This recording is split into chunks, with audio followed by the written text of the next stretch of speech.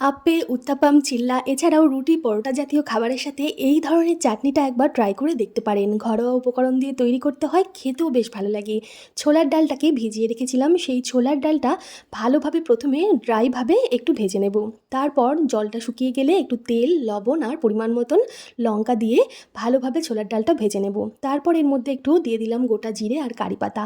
ছোলার ডালটার গায়ে লালচে বাদামি রং ধরলে গ্যাস বন্ধ করে ডালটা একটু ঠান্ডা করে নিয়ে নেব একটা মিক্সিং জারে। এবার বলি, এই ছোলার ডালের জায়গায় আপনারা ভাজা ছোলাও দিতে পারেন। তারপর দিয়ে দিলাম বালি ভাজা বাদাম, কিছুটা আদা কুচি দিয়ে সব কিছু একবার ঘুরিয়ে নেব মিক্সিতে। এরপর একে একে দিয়ে দেব টক দই, ধনেপাতা, স্বাদ অনুযায়ী লবণ আর মিষ্টি। মিক্সির যে জারটা ছোট হওয়ার জন্য আমি ধাপে ধাপে এইগুলো করছি। আপনারা চাইলে একটা বড় মিক্সিং জারে সব কিছু একসাথে ভালোভাবে পেস্ট করে নিয়ে তৈরি করে নিতে পারেন ছোলা বাদামের দারুণ স্বাদের চাটনি। এটা ফ্রিজেও আপনারা এয়ারটাইট কন্টেনারে স্টোর করে বেশ কয়েকদিন ধরে খেতে পারেন। রেসিপিটা কেমন লাগলো জানাবেন।